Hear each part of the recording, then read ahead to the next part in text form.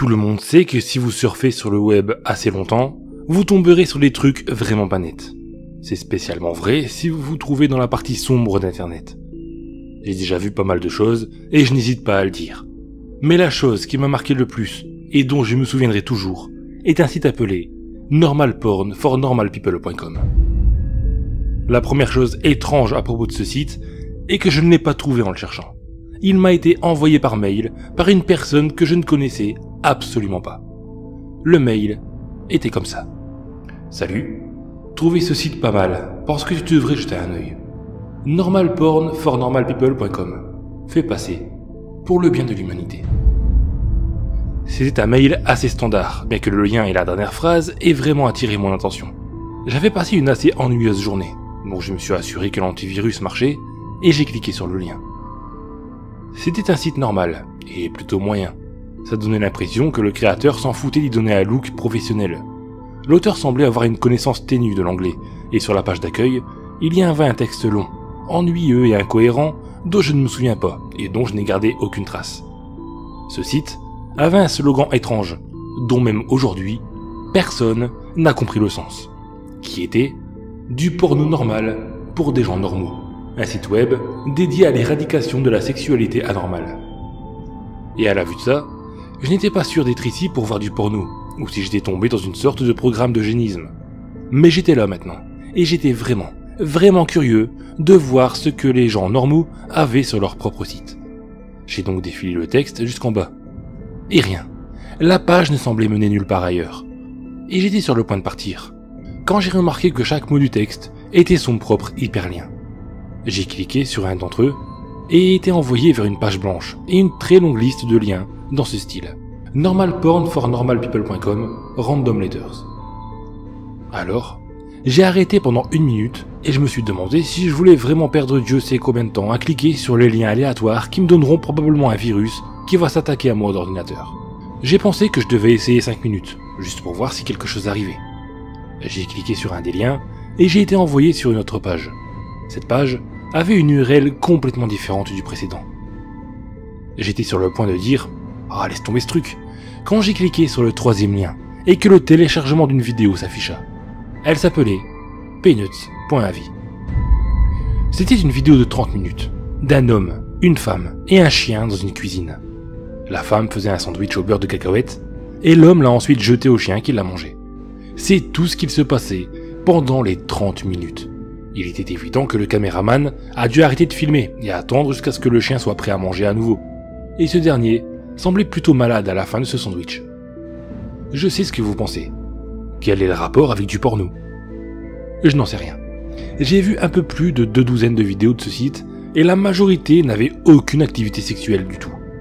Après avoir vu peanuts.avi, je suis allé sur un certain forum que je fréquente pour voir des vidéos et parler, comme je fais toujours avec des trucs douteux comme ça.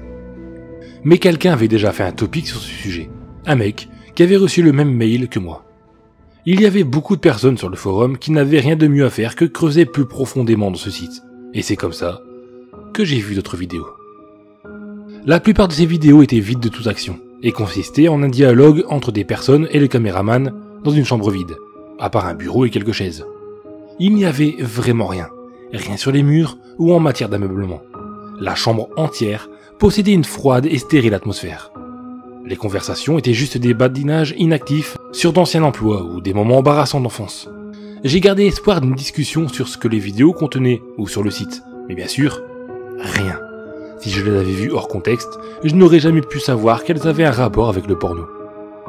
Je vais cependant avouer une chose, les gens qui apparaissent dans ces vidéos étaient très attrayants. Mais c'était dans les vidéos qui avaient un contenu qui, je suppose, peut être appelé sexuel, que les choses devenaient bizarres. Je vais donner une brève description de ces étranges vidéos. Si vous êtes vraiment rongé par la curiosité, vous pouvez essayer de les trouver sur un site de torrent. LiquidClean.avi. Une vidéo de 10 minutes, filmée avec une caméra cachée, dans laquelle on voit un plombier travailler sur une machine à laver pendant les 2 premières minutes. Quand c'est fini, le plombier parle brièvement au locataire et quitte la pièce. Le locataire vérifie que le plombier n'est plus là et se met à lécher tout le dessus de la machine à laver. Ça continue pendant plus de 7 minutes. Jimbo.avi. Une vidéo de 5 minutes d'un mime obèse jouant la comédie. Il était plutôt marrant, surtout le moment où il fait semblant de s'asseoir sur une chaise et de faire comme si elle se cassait sous son poids. Les dernières 30 secondes de la vidéo, la caméra coupe brièvement et revient sur l'homme sanglotant silencieusement, toujours en train de porter ses habits et son maquillage de mime. Une sorte de fétichisme obscur. Diana.avis. Une vidéo de 4 minutes dans laquelle le caméraman parle à une femme dans une chambre différente de la salle d'interview. Cette chambre ressemble à une que vous trouverez dans une maison d'une personne normale. L'endroit exact où il se trouve n'est jamais indiqué, puisque Diana ne parle que de sa manière de jouer du violon. Elle joue bien évidemment de son violon, mais elle reste distraite par quelque chose. Je n'avais pas remarqué jusqu'à ce que quelqu'un sur le forum le dise.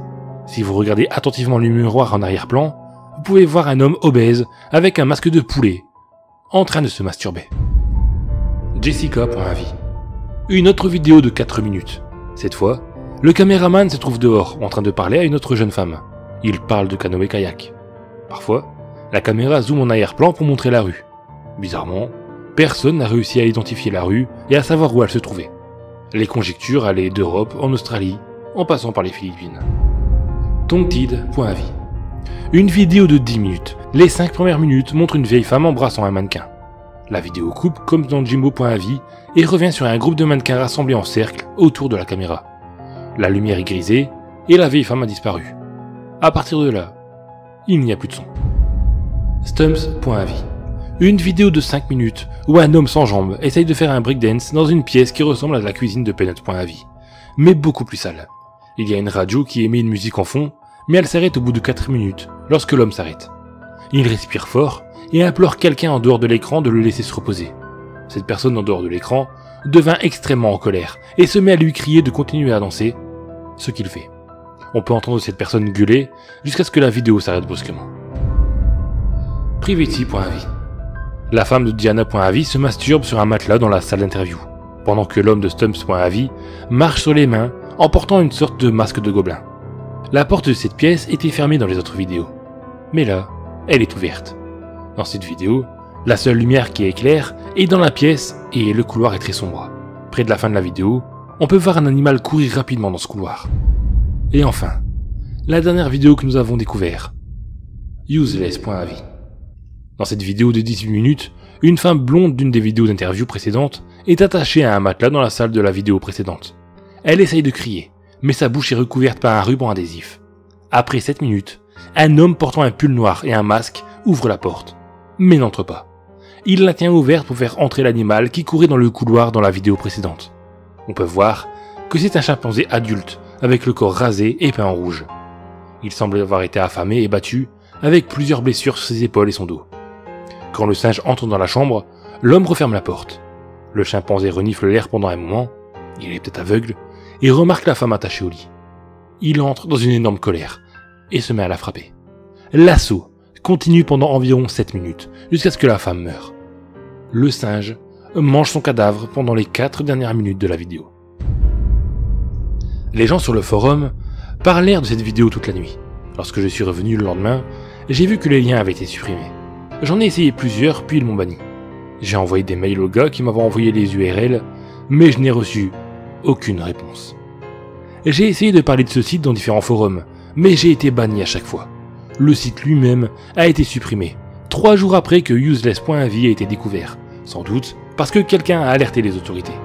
Les seules preuves montrant que normalpornfornormalpeople.com a existé sont quelques screens, et des vidéos téléchargées et uploadées par des personnes. La plus populaire de ces vidéos est Useless.avis, qui a été retrouvée sur quelques sites gore. Mais peu importe où vous les uploadez, les vidéos de normalpornfornormalpeople.com sont toujours supprimées au bout d'un certain temps.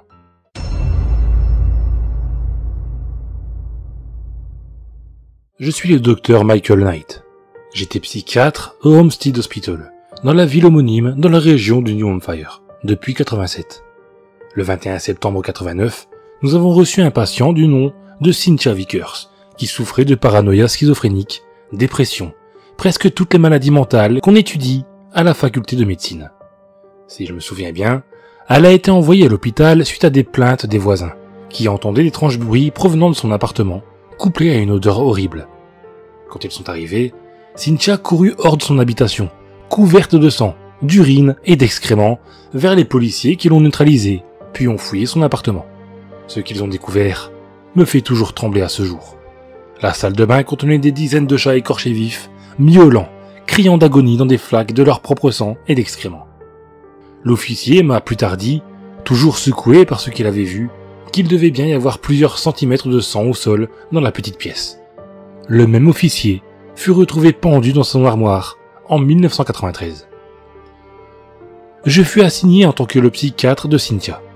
Pendant notre première séance, elle ne répondait pas. Étrangement calme, presque catatonique. Au lieu de répondre à mes questions, elle me dévisageait avec ses yeux gris pâles, profondément enfoncés dans un visage presque fantomatique. Avec le temps, elle s'ouvrit un peu plus à moi, et j'appris qu'elle avait été violée à plusieurs reprises par son père et ses 3 oncles, parfois plusieurs fois de suite. Quand elle avait essayé d'en parler à sa mère, celle-ci l'aurait battue pour avoir répandu des mensonges horribles sur son père. Elle montrait des troubles de l'attachement enfant, ne montrant aucun remords à abuser et tuer de petits animaux. Adolescente, elle piégeait régulièrement des chats abandonnés pour les emmener à un hangar abandonné où elle les battait, torturait, éventuellement les tuait, puis brûlait leurs cadavres après.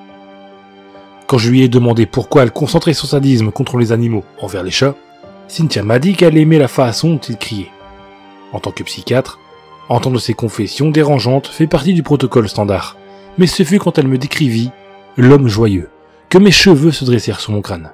Cynthia m'expliqua que la première visite de l'homme joyeux à son égard se passa quand elle avait 16 ans.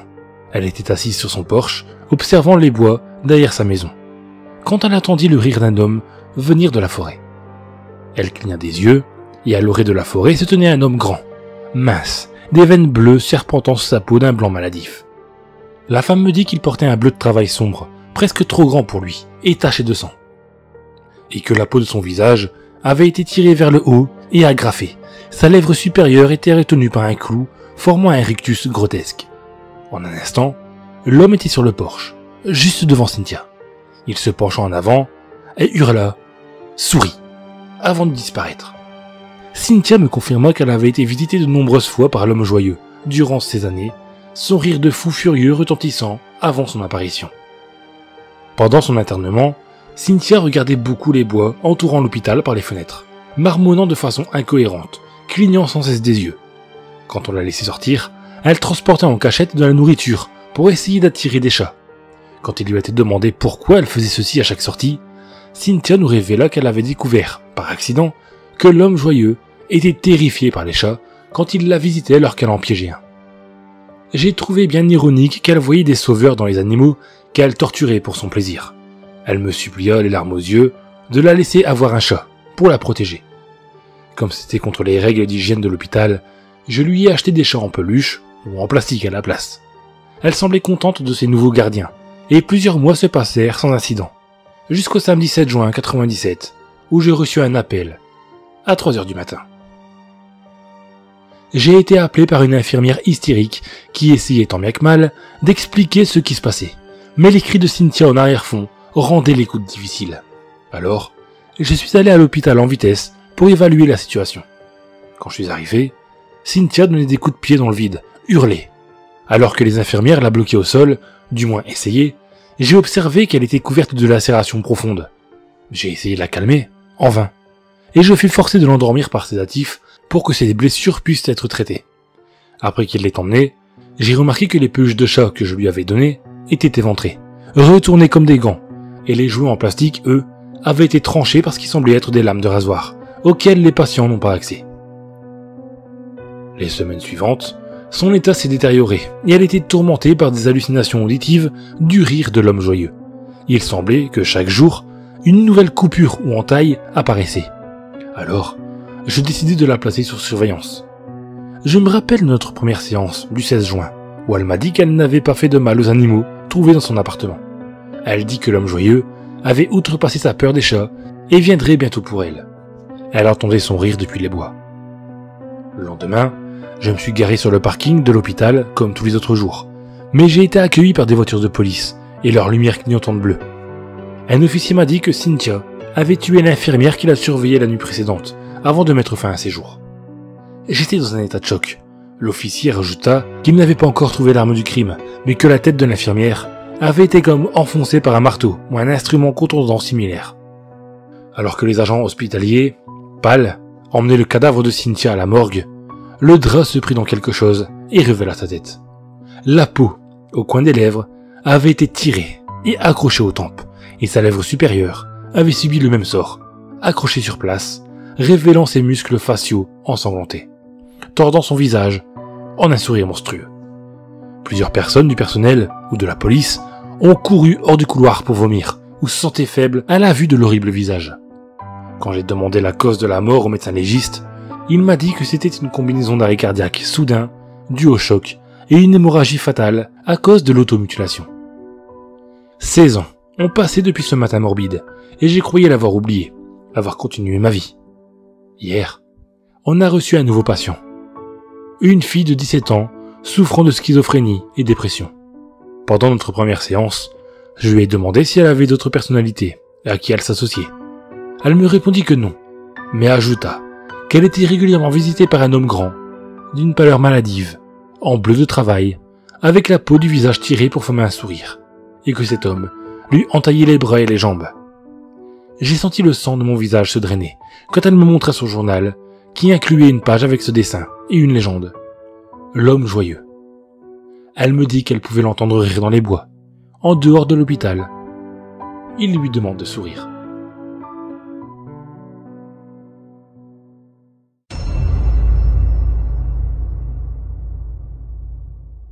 Si je suis venu vous parler, c'est parce que j'ai un problème, mystère, je ne sais pas trop comment dire. Tout a commencé avec des cassettes.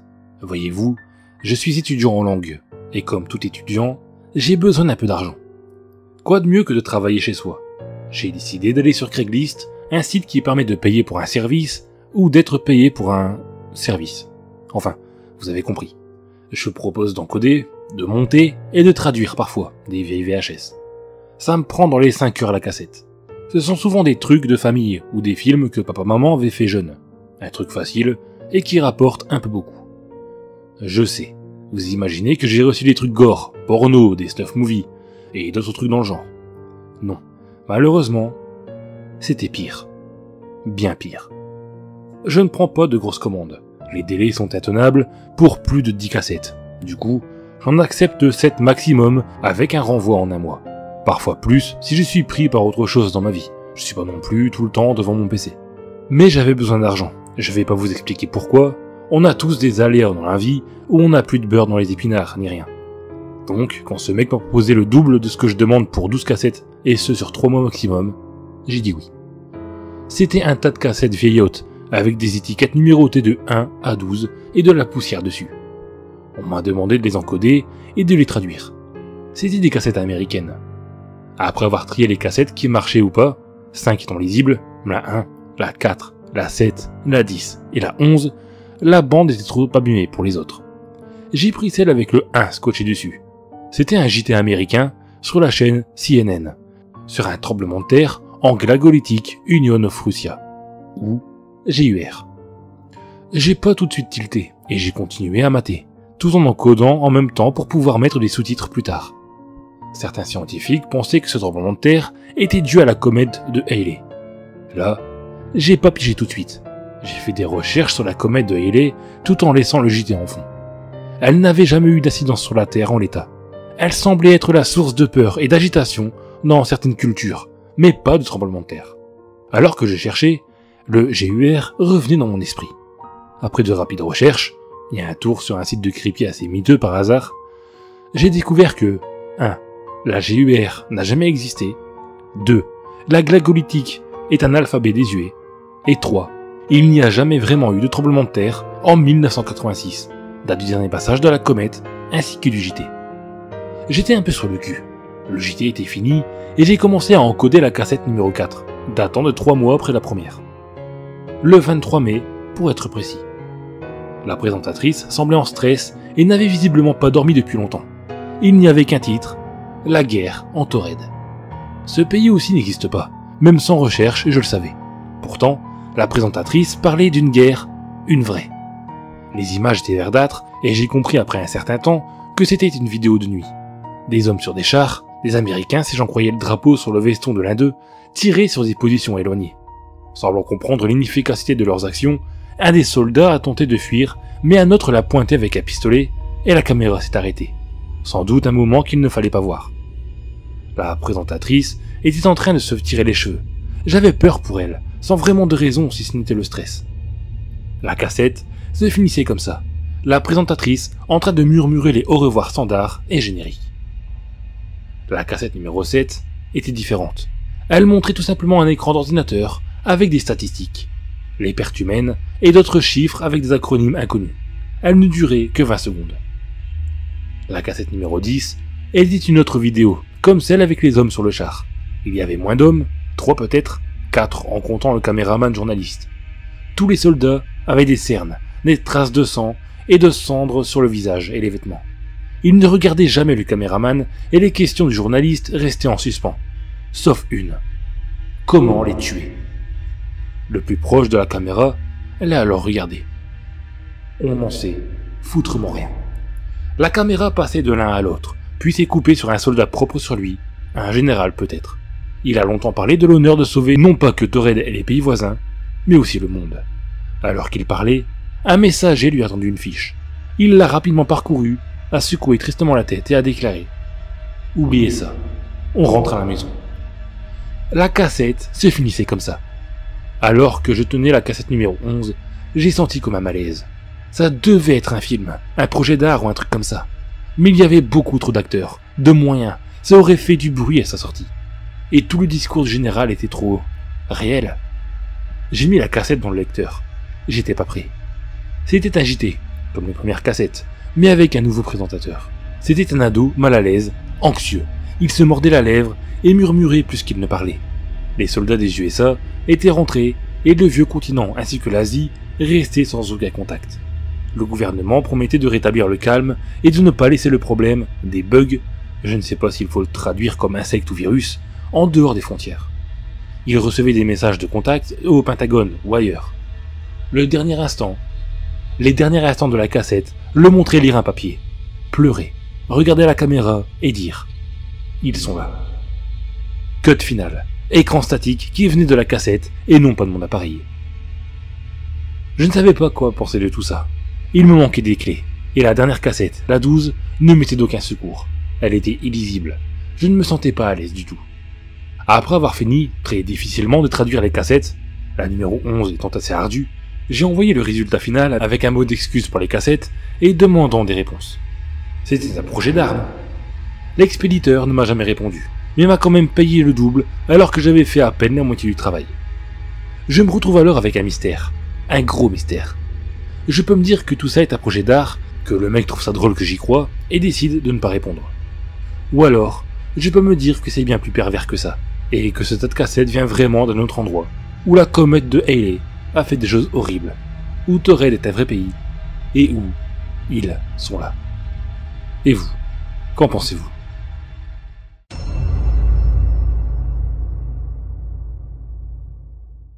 Elle s'appelle Victoria. Elle est la plus jolie des jeunes femmes qui existent en ce monde. Elle est gentille, drôle, intelligente, très belle. Et j'en étais éperdument amoureux. Je l'avais connue par hasard lorsque j'étais en balade autour d'un lac. J'aimais me promener autour de ce lac. Étant créateur de vidéos sur YouTube, cette balade quotidienne me permettait de penser à mes textes, des creepypasta. Je ne sais pas si vous savez ce que ça veut dire. Ce sont des textes souvent horrifiques, fictifs ou alors basés sur des histoires réelles, mais en ajoutant des éléments inventés. Il faut que celui qui lise ou écoute ces histoires se pose des questions et se demande si ce que raconte l'auteur est vrai ou non. Bon, à la base, c'était ça une creepypasta, mais ça a bien évolué depuis quelque temps, c'est dommage. Bref, je ne suis pas ici pour parler de ça, non. Donc, j'adorais ces balades. Déjà parce qu'il n'y avait quasiment personne qui fréquentait ce lac, qui, il faut le dire, est quand même bien caché, derrière une grande forêt. Il n'y a que des vieux pêcheurs et quelques jeunes couples qui faisaient leurs petites affaires cachées au milieu des petits arbustes qui ornent la forêt. J'aimais ce lac pour son calme, son ambiance et sa légende. D'après les vieux du village, il y aurait une créature magique dans ce lac. Personne ne sait à quoi ressemble cette créature. En revanche, ce qu'ils savent, c'est qu'elle attire les hommes dans le lac. Quand ceux-ci tombent, ils meurent noyés bien sûr, Mais d'après les rumeurs, le visage des pauvres hommes avait vieilli d'une 50aine d'années. Bien sûr, ce n'était qu'une légende. Depuis que j'habitais dans ce village, je n'avais connu personne qui soit mort dans ce lac. Les morts remonteraient il y a de ça plusieurs années, bien avant ma naissance. Mais cette légende était bien présente, et c'était en quelque sorte le croque-mitaine pour les enfants, le monstre du placard. Les parents s'en servaient pour calmer leurs enfants turbulents, en leur disant « Si tu ne te calmes pas, j'appelle la dame du lac. » Ou alors « Calme-toi, la dame du lac viendra te manger. » Ce genre de choses. Je trouve ça bien que des villages ont des légendes pareilles.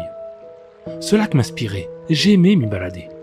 Lors d'une de mes balades, j'ai croisé une jeune femme. Elle était assise sur un banc, elle était magnifique. Alors que je m'étais approché d'elle, j'ai vu qu'elle était en train de pleurer. Je me suis approché d'elle, avec l'intention de lui proposer un mouchoir, et de lui demander si elle avait besoin d'aide. Je n'ai pas les mots pour décrire sa beauté. Je n'avais jamais vu une femme aussi belle. Ce que je peux vous dire pour me rapprocher au plus de sa beauté, vous allez rire, mais ce sont les elfes du Seigneur des Anneaux. Déjà par leur beauté, mais surtout pour l'aura que les elfes dégagent dans le film et les livres de Tolkien. Cette jeune femme dégageait une aura similaire.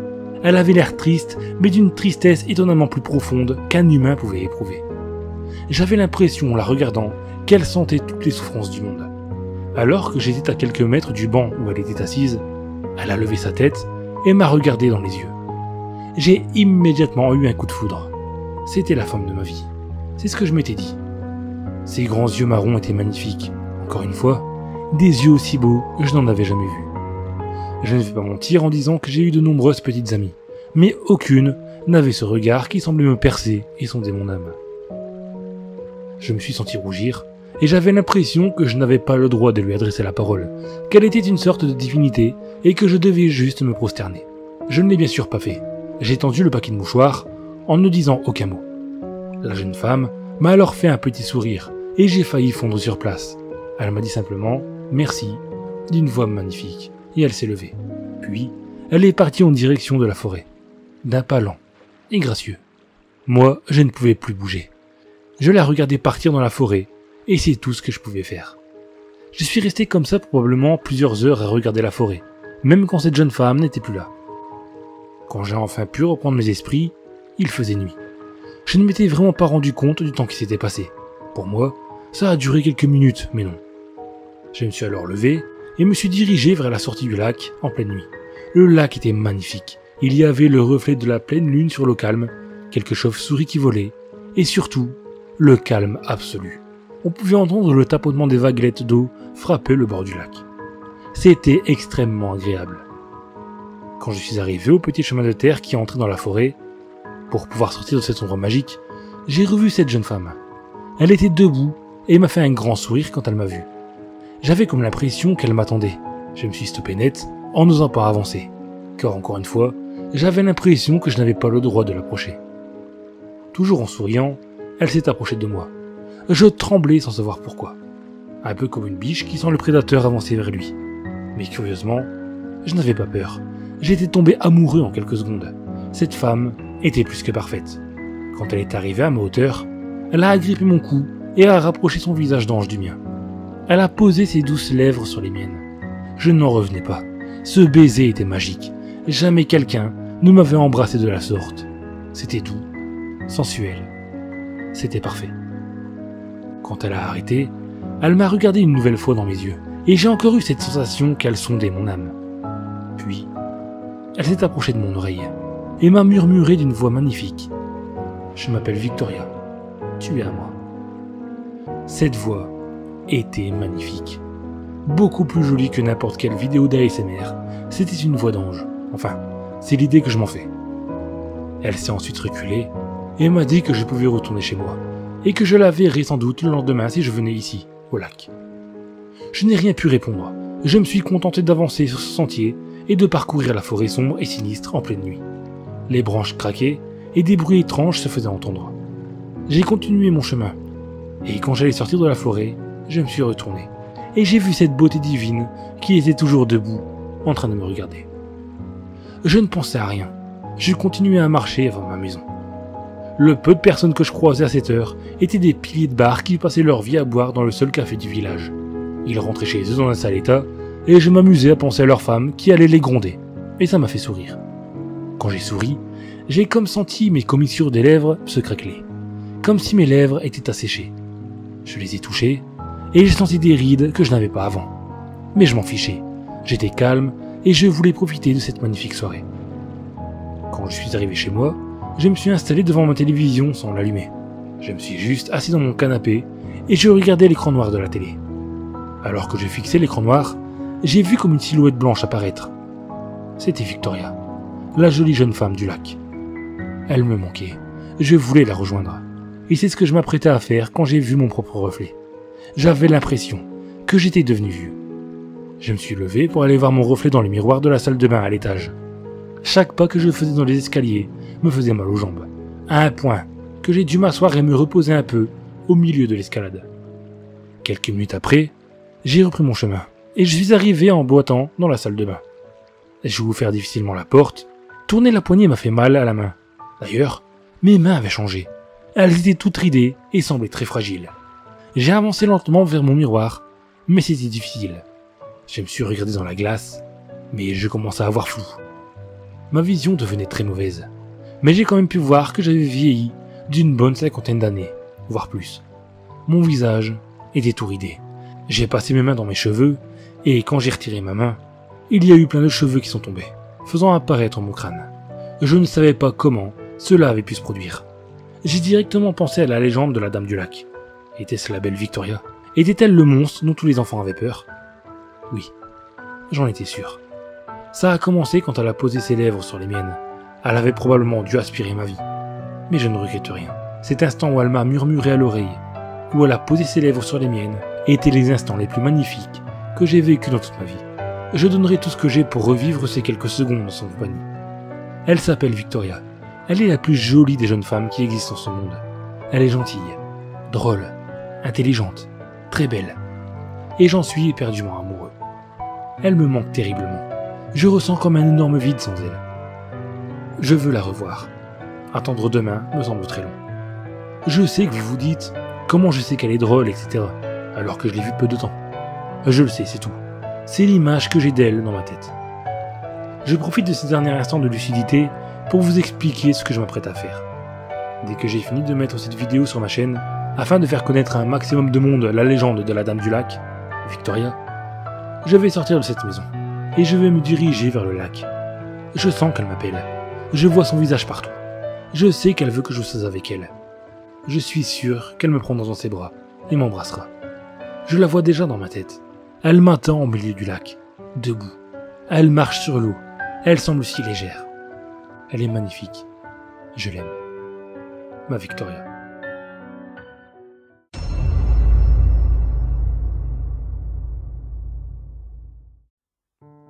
Parfois, dans un petit village de France, en pleine nuit, on peut entendre des sortes de pleurs qui flottent dans l'air. Les personnes qui l'ont entendu disent qu'il s'agit des pleurs de la Dame du Lac. C'est une légende qui fait partie de ce village, mais qui ne nous intéresse pas pour cette histoire, car les pleurs ne viennent pas d'elle. Il existe un endroit dans ce village, que seul le plus casse-cou a déjà pu visiter. C'est une vieille maison en très mauvais état. Les jeunes personnes fans d'urbex doivent pénétrer dans la forêt, pour atteindre un petit sentier connu seulement des habitants du village. Marcher sur le sentier pendant une bonne demi-heure, pour enfin arriver devant un grand puits. Ce puits, personne ne sait depuis quand il existe et qui l'a construit. Même le vieux Broussman ne le sait pas. Broussman, c'est la personne la plus vieille du village. Il dit n'avoir que 101 ans, mais certaines personnes du village pensent qu'il est en réalité bien plus âgé que ça. Il connaît énormément de choses sur les légendes du village, étant donné qu'il a toujours vécu dedans et n'a jamais franchi de toute sa vie la frontière du village avec la ville. Alors même si le vieux Broussman ne savait pas qui et pourquoi ce puits a été construit, personne d'autre ne pourrait répondre à cette question. Cela n'a pas empêché des jeunes téméraires de descendre dans ce puits grâce à l'échelle qui était incrustée dans la pierre. Bien entendu, pour une telle exploration, il faut être équipé d'une lampe torche au minimum, car au plus profond de ce puits, qui est sec depuis toujours, il fait très sombre, et si vous y allez sans lumière, vous ne verrez même pas votre main si vous la placez à 1 cm de vos yeux. Il y a quelques années, un enfant est tombé dans ce puits lors d'une balade avec ses amis. Enfin, quand on dit tomber, les versions changent. Selon certains, il se serait trop penché au-dessus du puits alors qu'il regardait à l'intérieur. Pour d'autres, ce sont les autres enfants qui l'ont emmené là pour le tuer. Personne à part les enfants ne savent la vérité. Mais ces enfants ne disent absolument rien de cette affaire. Ils disent tous qu'ils n'ont aucun souvenir de ce qu'il s'est passé, et leur version n'a jamais changé. Donc le petit est tombé dans le puits. Plus personne ne l'a revu depuis. De nombreuses recherches ont été faites. Des équipes ont été envoyées dans ce puits, avec plein d'équipements.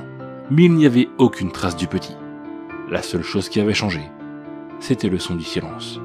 Ils pouvaient entendre comme un petit pleur, alors qu'ils parcouraient la longue galerie qu'ils avaient creusée au fond du puits et qui s'enfonçait très loin sous la forêt.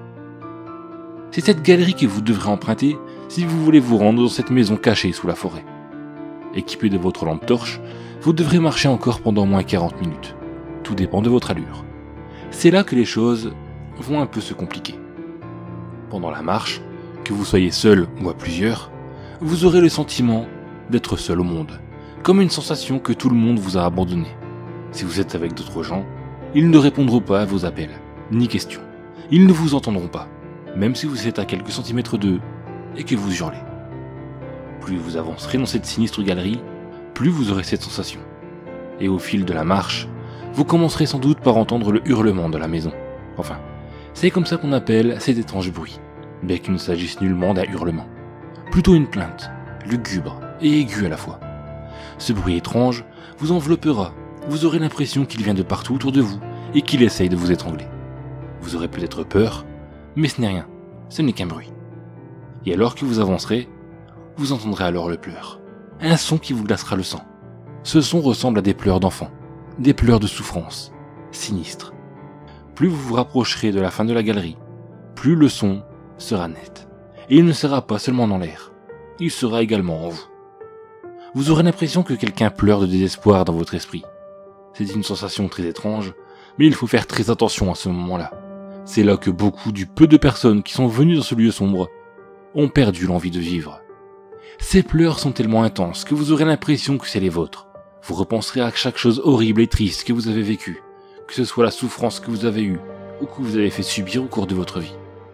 Vous verrez toutes les images dans votre tête, tous les actes, toutes les paroles, jusqu'à ce que vous vous disiez que vous n'êtes pas fait pour rester vivant, que ce monde mérite mieux que vous n'êtes rien d'autre qu'un fardeau pour vos proches. Et si vous vous laissez envahir par cette pensée, alors il vous prendra l'envie de mettre un terme à vos souffrances. Si vous avez amené un couteau, alors vous trancherez les veines.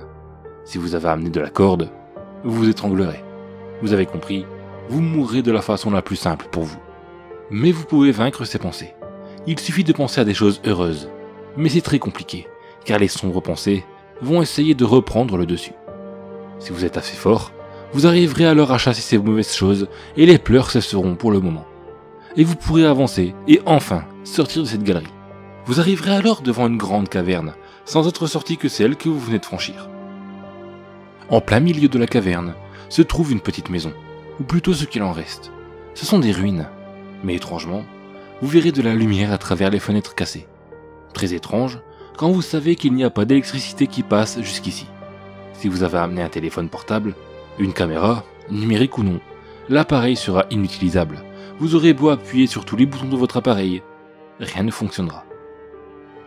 Arrivé ici, je ne sais pas ce que vous allez faire, donc je vais vous raconter l'histoire de Julien, un jeune du village fan d'Urbex qui a réussi à atteindre cet endroit. Je crois bien que c'est le seul d'ailleurs. Beaucoup d'autres n'ont pas eu la force de passer la galerie. Quand Julien est arrivé, où vous serez, il n'en a pas cru ses yeux. Il avait plein de questions en tête, déjà pourquoi il y avait ces voies dans la galerie, mais surtout, que pouvait bien faire une maison sous le sol de la forêt. Après quelques minutes à reprendre son souffle, et après avoir bu un peu d'eau de sa gourde, il est parti en direction de la maison. Il voulait savoir qui pouvait bien vivre là. Il voulait le faire discrètement, car il se disait que quiconque se cachait autant devait avoir un sacré problème, ou devait être très dangereux. Donc, il s'est avancé doucement de cette maison, qui était éclairée. Quand il est arrivé à la hauteur de la porte, il pouvait voir que la maison était dans un très sale état. Il y avait des trous partout, le toit était à moitié effondré. Il s'est approché accroupi de la fenêtre près de la porte d'entrée. Il voulait regarder à l'intérieur de la maison pour voir s'il y avait quelqu'un, bien que cette mystérieuse lumière laissait penser que oui.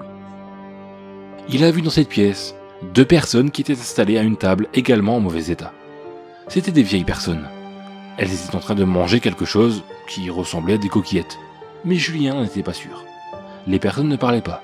Elles se contentaient de plonger leurs doigts dans l'assiette, d'attraper la nourriture et de la porter à leur bouche. Quand ils mâchaient, ils en faisaient retomber, et ça coulait sur leur menton, et des restes de nourriture avec de la salive retombaient dans les assiettes. Et ils recommençaient encore et encore à faire la même chose. L'homme s'est gratté la tête, et des sortes de croûtes tombaient dans son assiette. Ça n'a pas eu l'air de le déranger. Il a quand même pioché dedans pour manger. Julien était mal à l'aise. Il avait des nausées, mais il continuait de regarder, tant cette vision était surréaliste. Alors qu'il allait s'en aller, il a vu quelque chose qui l'a terrifié. Une autre personne arrivait dans la pièce. C'était un homme nu, couvert de cicatrices et de blessures. Il était sale, il avait des traces sombres et marron sur ses jambes et au niveau des fesses. Il avait sur son torse poilu et gras des traces de ce qui semblait être du vomi. Mais ce qui a terrorisé le jeune Julien, c'était la tête. Ce n'était pas une tête d'adulte qu'il avait, mais la tête d'un nourrisson. C'était une vision bizarre. L'homme bébé a commencé à pleurer d'une manière étrange. Et ses pleurs étaient les mêmes que ceux que vous aurez entendus peut-être la nuit dans l'air du village, ou dans la galerie avant de venir en ces lieux sinistres. Les vieilles personnes semblaient faire comme s'ils n'avaient rien vu, comme si cet homme étrange n'était pas là. Pourtant, les pleurs étaient très forts, à un point que Julien a dû se boucher les oreilles. Ces pleurs étaient épouvantables. Après une dizaine de minutes de pleurs, la vieille femme s'est levée et s'est rapprochée de l'homme, en levant son bras. L'homme bébé s'est reculé en mettant ses bras devant son visage. Il semblait avoir peur de se faire battre. La vieille femme a alors ri d'un rire très aigu et insupportable, puis a fini par attraper le bras de la créature et lui a planté ce qui lui restait dedans, en plein dans sa chair. L'homme bébé a recommencé à hurler. Le vieil homme semblait en avoir marre et il s'est levé et a attrapé la vieille femme, puis a commencé à la frapper violemment. Mais la femme riait toujours. L'homme bébé pleurait. Tout ce bruit était insupportable. Le vieil homme a alors dit quelque chose, et sa voix était très calme, et plutôt douce. Le petit a faim, sa nourriture est dehors à nous regarder. Julien a eu un frisson, et il s'est dit que c'était sa dernière heure. Il avait raison malheureusement. L'homme bébé a couru d'un pas ultra rapide, en faisant trembler le sol, jusqu'à dehors, avant même que Julien n'ait pu faire un geste. Julien était naturellement paralysé. L'homme a alors ouvert sa bouche de nourrisson, en grand, très grand, et a attrapé Julien pour l'immobiliser. Il a approché sa bouche du haut du crâne de Julien et a commencé à l'avaler ainsi, comme un serpent ferait avec un rat ou une souris. Julien est mort broyé par la bouche de l'homme bébé, qui a été suffisamment nourri. Alors il a cessé de pleurer. Voilà l'histoire de Julien. Je ne sais pas quelle sera la vôtre si vous tentez à votre tour de repénétrer dans ce puits pour atteindre la maison. Mais ce sera probablement similaire, à moins que l'homme bébé n'a pas faim. Mais si les pleurs résonnent dans l'air du village, c'est qu'il a faim et que la vieille femme est méchante avec lui. Si vous êtes fan d'Urbex, allez-vous prendre le risque de vous faire gober vivant par cet être immonde? Dites-le moi. Et en retour, je vous raconterai une autre légende sur ce village. Ce village a bien des secrets, et je suis bien placé pour le savoir.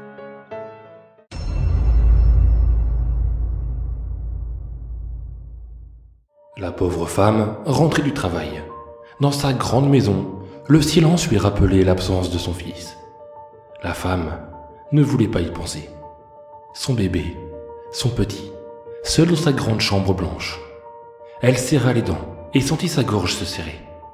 Elle ne pouvait pas aller le voir dans cet hôpital sordide. Il était tard. Elle était harassée. Un bruit. Le téléphone sonna. La femme se précipita dans l'espoir de quelques bonnes nouvelles.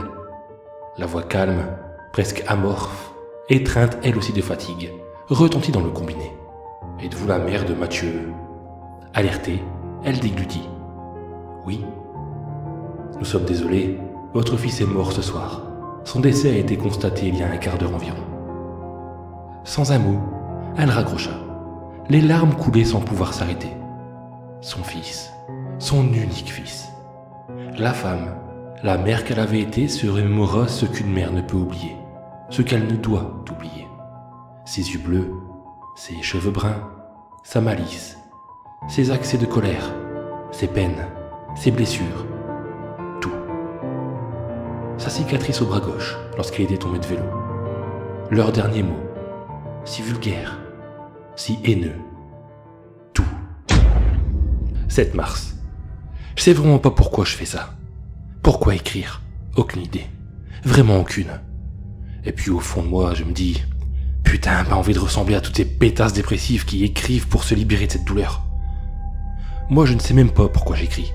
Sûrement parce qu'au fond de moi, je pense que je ne peux pas réellement parler à quelqu'un autre que mon meilleur ami, Louis. Et puis bon, ça me ferait un loisir supplémentaire. C'est peut-être pas une si mauvaise idée, finalement. Je m'ennuie vraiment pour en arriver à écrire un journal intime. Bon, on va dire que c'est juste un journal. C'est un carnet. Et m'adresser à un destinataire imaginaire. Tiens d'ailleurs, c'était pas une idée de psy, ça? 10 mars. Bon en 3 jours, il ne s'est rien passé. Vue ennuyeuse? Pire que ça. Ce matin horrifié, j'ai découvert que je perdais mes cheveux. Le commencement d'une petite dépression nerveuse, je n'en sais rien. Du moins, j'espère pas. 14 mars. J'ai raté mon bus, je suis coincé chez moi, ma mère, infirmière, ne rentre qu'aux alentours de minuit. Ah, quel imbécile. Bon, je vais passer ma super journée à faire mes devoirs, et un peu d'ordi. Ma mère va me haïr, juste un peu plus encore, quoi. Pourquoi? Disons que je ne suis pas le gamin parfait dont elle avait rêvé. De bonnes notes, charismatique et mignon, intelligent, sociable. Je suis insolent, détesté des profs et des élèves, avec une réputation de brute épaisse, de connard sans valeur, de teigne. Non, elle ne m'aime pas. C'est visible dans son regard. Elle est travailleuse et fidèle, appréciée et amicale. Elle a eu un enfant ingrat, asocial, glandeur, et je m'en foutiste au possible. Louis. J'aimerais vraiment être comme lui. Ça aurait été le fils idéal aux yeux de ma mère. Lui, il a toutes ses qualités. Plus ça va, et plus je me dis que tout ce que j'ai, je ne le mérite pas. À part le psy, ce boulet-là, je le mérite. 15 mars. Ma mère m'a ramené un film hier soir. Elle m'a souri. Il y a longtemps que je ne l'avais pas vu sourire. Elle m'a dit qu'elle avait parlé avec le psy et qu'elle comprenait maintenant mon comportement de merde. Et je n'ai pas protesté. J'étais content de voir qu'elle cherchait à nous réconcilier. Le film qu'elle m'a offert était un film d'horreur. Je préfère les livres, mais j'étais content quand même. Je ne l'ai pas regardé avec ma mère, elle n'aime pas ce genre-là. En revanche, j'ai demandé à Louis de venir. On était jeudi, il a accepté, laissant ses devoirs de côté. Moi et Louis, nous étions tous les deux fans d'horreur en tout genre. Moi plus les livres de la série Chair de poule, puis ceux de Stephen King, en grandissant. Louis, sa passion, c'était la même chose, version cinéma. C'est comme cela que nous étions devenus amis. Cela me semblait utile de préciser, car normalement, je n'aurais rien eu à faire avec un type comme ça. Le film n'était pas excellent, mais j'ai quand même passé une bonne soirée. 16 mars. Journée de merde, j'ai été collé. 1 heure de perdu. Bon, je sais que je suis considéré comme gamin à problème, mais bon sang, là j'avais rien fait. Insulte envers des camarades, plus insolence. Toujours le même discours, quoi qu'il arrive. Ma réputation me précède. Ma mère dit qu'il faut que j'arrête d'être cynique et agressif. Si je faisais exprès encore. Je crois que je vais aller dormir un peu. J'ai vraiment passé une journée pourrie. Il est 6h57, je suis crevé. Les jeux en ligne, c'était pas une bonne idée. Mais bon, demain on est samedi, et je veux voir Louis, alors ça va. Bon par contre, demain j'ai juste rendez-vous chez cet abruti de psy. Va falloir que tu te retiennes de le taper, a dit Louis. Il va vraiment falloir, ouais. 17 mars, 13h45. J'ai pété les plombs. Je sais pas ce qui m'arrive. Pourquoi? Pourquoi est-ce que j'ai fait? Qu'est-ce que j'ai fait? Je l'ai tapé. Dépressif. Ce mot a mal sonné dans mes oreilles. Je me suis levé du fauteuil dégueulasse et je l'ai tapé. Aussi fort que je le pouvais. Je crois que je pleurais. Ma mère a poussé un cri lorsqu'elle est rentrée dans la pièce. Il était déjà mal en point. Le sang giglait et je pouvais pas m'arrêter. Il avait tout gâché. Il allait pourrir les chances que j'avais de me réconcilier avec ma mère. Il allait pourrir le fait qu'elle cesse de me prendre pour un malade. Tout était de sa faute, depuis le début. Tout est de sa faute. L'école, ma mère, tout. J'ai paniqué. Je voulais juste la récupérer. Et j'ai tout foiré. Non, il a tout fait foirer. Je suis enfermé dans ma chambre. Ma sortie annulée, ma mère en larmes. Et ça y est, pour elle, je suis officiellement dépressif. Et complètement taré en plus de ça. Bon, foutu pour foutu, la fenêtre est ouverte et j'ai besoin de sortir. 17 mars, 19h22. Je sais pas comment ça se fait, mais toujours est-il que je ne suis pas grillé pour ma fugue. Ma mère a dû s'absenter. Mais ce qui vient de m'arriver est bien pire que le fait que ma mère me prenne pour un fou furieux. J'explique. Il devait être 14h30 quand j'arrivais à l'orée du bois dont Louis m'avait parlé. Louis avait appris qu'à l'écart de notre quartier, il y avait une bâtisse abandonnée, en plein milieu du bois. C'était l'objectif de notre sortie, visiter la baraque. Le bois était assez grand, presque une forêt. J'ai rejoint Louis, très fier de son information, qu'il avait eue je ne sais comment, sûrement en profitant de sa popularité locale. L'air était lourd, humide, il n'y avait pas de soleil, un orage semblait sur le point d'éclater. Arrivé sur les lieux, on a découvert que la maison n'avait pas grand intérêt. On a tout de même décidé d'explorer, histoire de dire. Une odeur étrange régnait dans l'air, un peu écœurante. Nous étions séparés. Je commençais à m'ennuyer quand j'ai entendu Louis pousser un cri d'effroi. Je me suis précipité et découvris à mon tour la réalité. Oui, là, ce n'était plus de la fiction. Et je n'étais pas un acteur. Je n'étais pas dans un film d'horreur, non. J'étais bien dans la réalité, et ce que j'ai vu l'était aussi. L'endroit, par-dessus l'odeur douceâtre, puait la mort et le sang. Avec le recul, je ne sais pas pourquoi je ne suis pas rendu compte plus tôt. L'odeur du sang, de la chair pourrie, elle était tellement forte. J'aurais dû la sentir bien avant de visiter la baraque.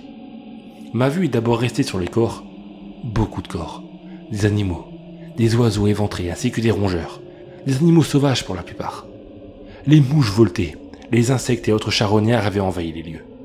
La chaleur accentuait les odeurs, accélérait la décomposition. À mesure que j'avançais dans les décombres de la maison, je voyais des cadavres de chiens, de chats, tous tués de la même façon, les tripes à l'air, affichant une expression de terreur et de douleur.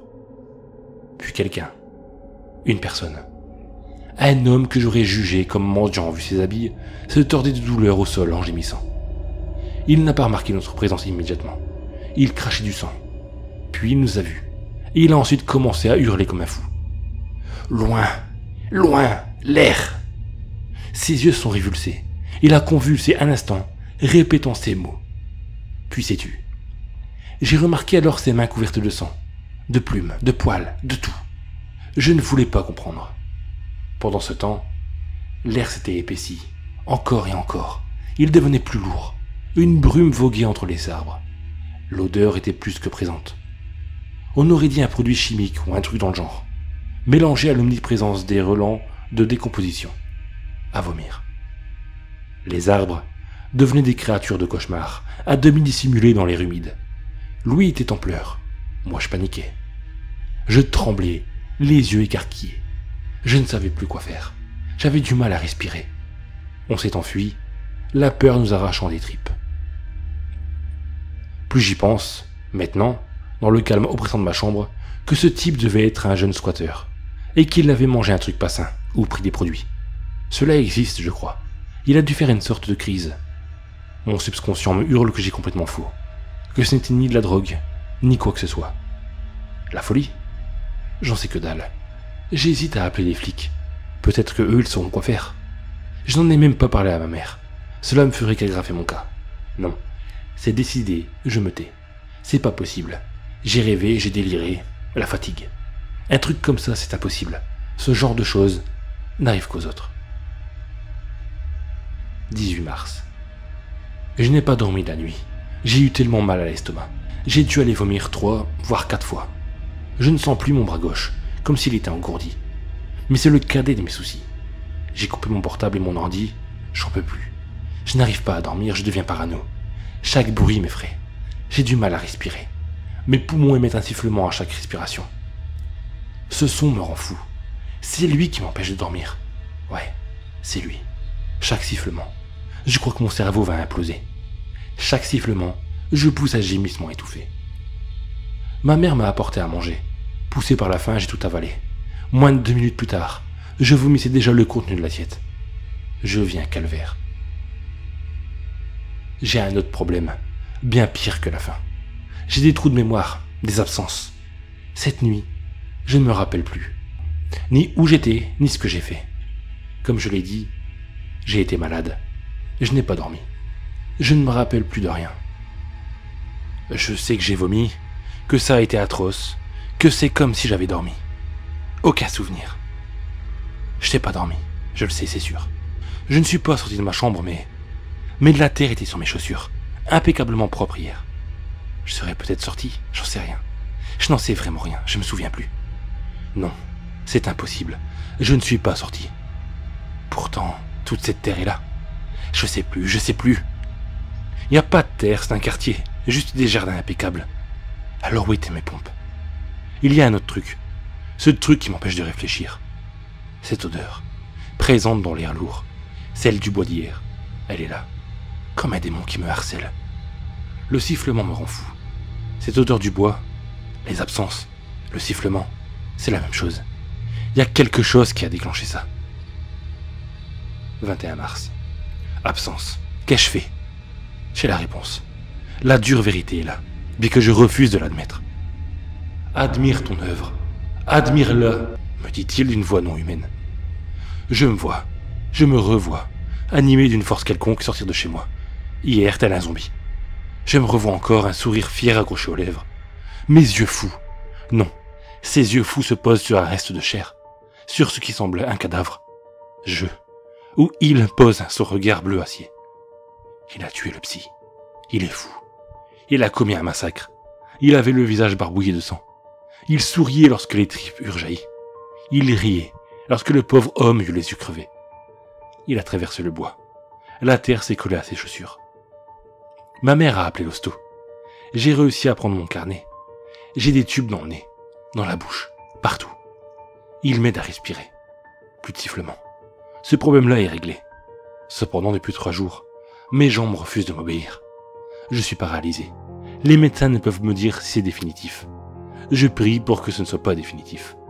Il est toujours là, me guettant chaque absence, chaque faiblesse. Il est en moi. 23 mars. Louis est passé me voir. Il a eu l'air horrifié par mon état. Il ne m'a presque pas parlé. Juste un vague salut. J'ai des crampes. D'horribles crampes. Je ne vois presque rien. Le sifflement a recommencé. Je suis toujours paralysé et je ne sens plus mon bras gauche. J'ai demandé à Louis d'aller me chercher un miroir.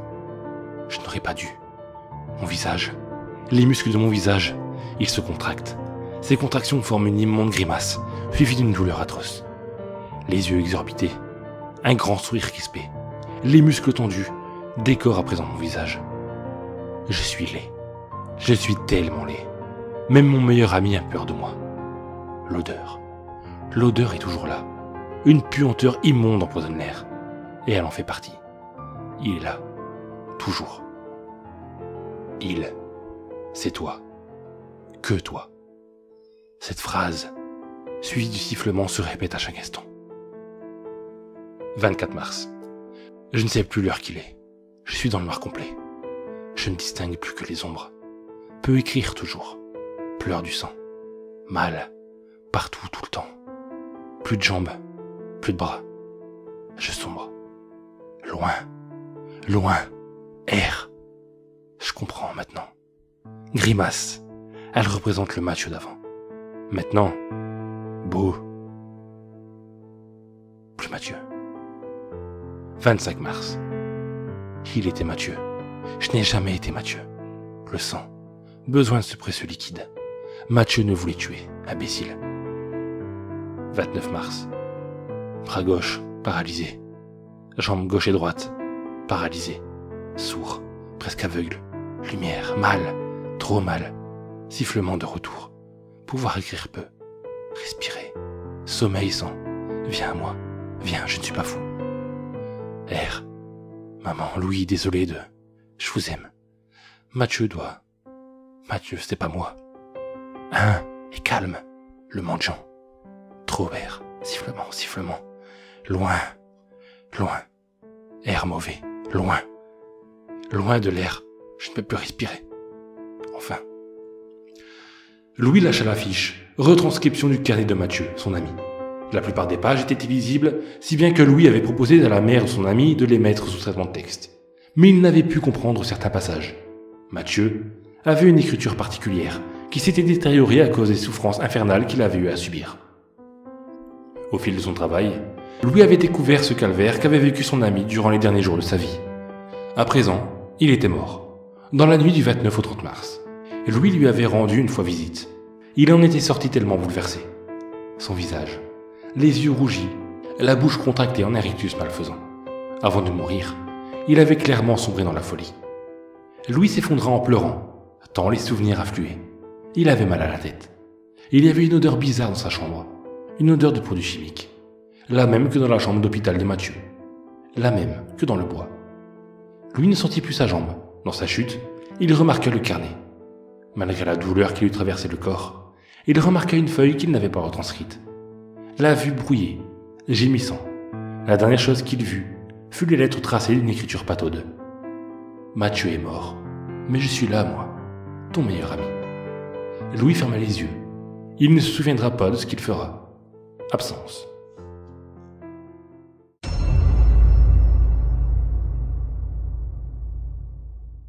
Un jour, mon grand-père m'a raconté une histoire dont je me souviendrai toute ma vie. J'avais 11 ans, et ce n'était clairement pas quelque chose à raconter à un enfant de cet âge-là. C'est une histoire aux racines perturbantes et au dénouement morbide. Mon grand-père en a vécu le début, j'ai assisté à sa fin. Il est né en Espagne, vers la fin des années 20. À l'époque où tout a commencé, il avait 10 ans. Le village qu'il a vu naître était perdu dans le maquis. Il n'y avait pas beaucoup de passages à l'époque, et encore moins maintenant, étant donné que le village a été depuis abandonné. Il n'était situé sur aucun grand axe routier, n'était proche d'aucune grande ville. C'était un endroit triste, un endroit où venaient mourir les rêves et ambitions des enfants, étouffés par les traditions et l'isolement presque total. Mais parmi eux, il y en avait un qui ne voyait pas les choses du même œil. Son père le destinait, comme beaucoup d'autres au village, à lui succéder comme vigneron. Mais le garçon se rêvait flûtiste dans un grand orchestre. Il se voyait jouer devant des centaines de personnes à Madrid ou encore à Barcelone. Il avait ce rêve en lui depuis qu'il avait déniché une vieille flûte en bois dans son grenier.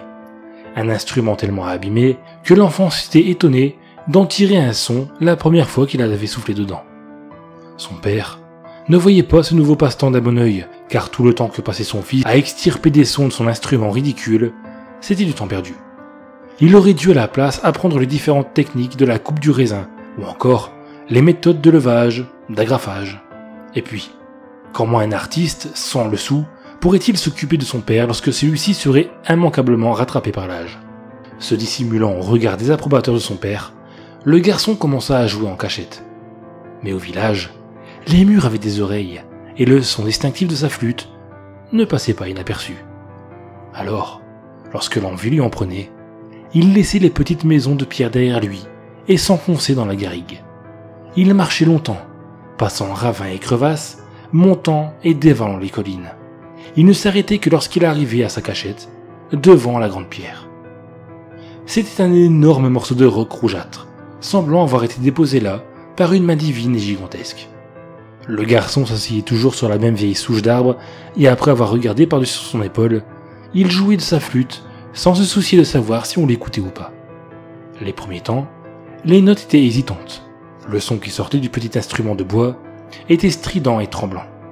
Mais plus l'enfant venait s'asseoir face à la pierre, plus les jours passaient, et mieux il jouait de sa petite flûte. Il arriva bientôt à créer des mélodies de plus en plus complexes. Un jour, alors qu'il jouait comme à son habitude, un corbeau noir comme la nuit vint se poser sur la grande pierre. L'enfant s'arrêta de jouer et observa le volatile.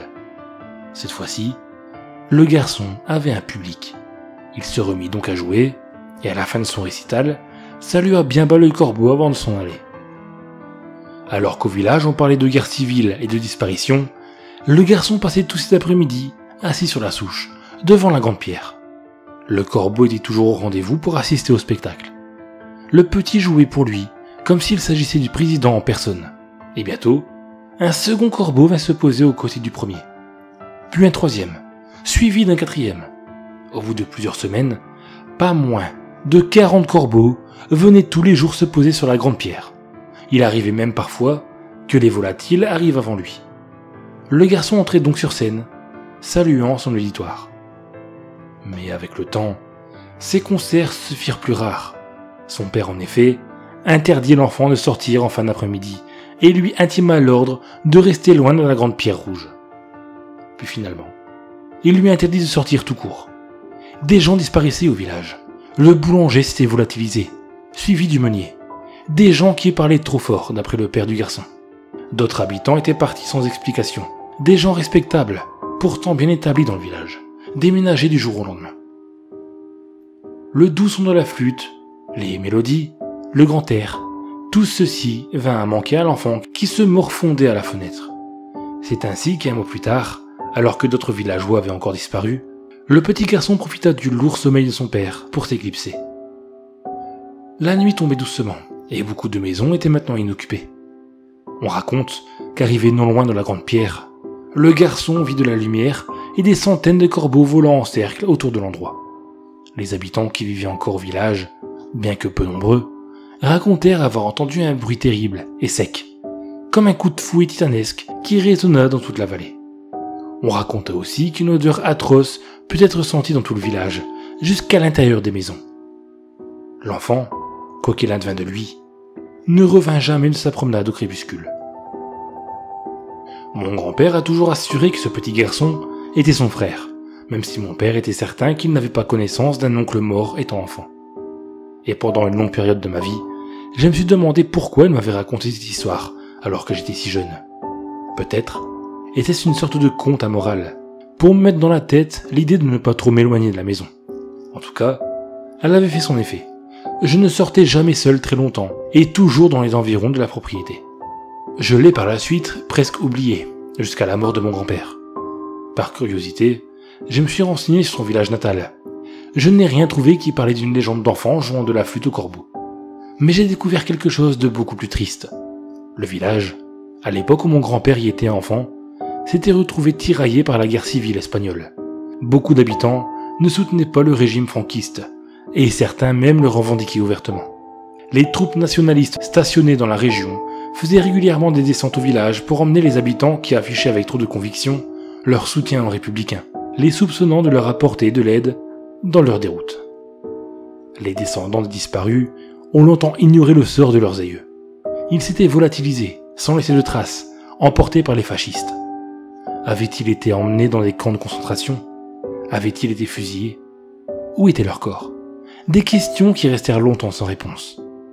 Mais il y a quelques années, ces familles se sont réunies pour pousser le gouvernement espagnol à se pencher sur leur cas.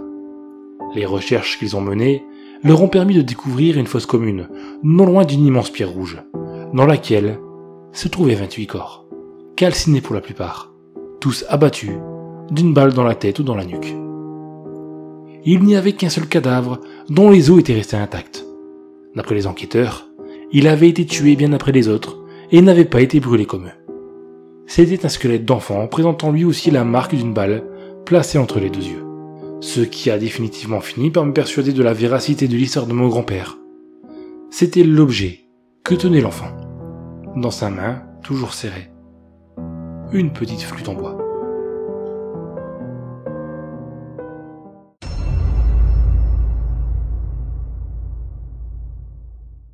Il existe, quelque part dans un petit village de France, une école. Si j'ai décidé de vous parler de cette école, c'est parce qu'elle est très spéciale. Il existe de nombreuses légendes dans ce village. Je vous ai déjà parlé de Victoria, la dame du lac, ainsi que de la maison dans le puits. Ce que je vais vous raconter sur cette école en est une autre. Donc cette école est spéciale, et presque personne ne connaît son existence. Si vous vous rendez dans ce village, et que vous cherchez cette école, il y a de fortes chances que les villageois vous indiquent la maison du vieux Broussman, la seule personne qui doit connaître la vérité sur cet endroit. Car les villageois ne connaissent pas cette école, mais connaissent la légende grâce aux contes pour enfants. Avant de vous raconter l'histoire de cette école, je vais vous faire écouter le conte principalement destiné aux enfants.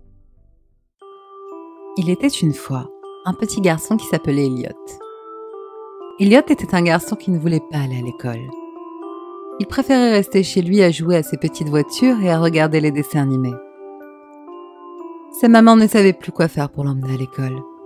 Chaque matin, il disait être malade ou faisait une petite crise jusqu'à ce que sa maman lui dise de rester à la maison.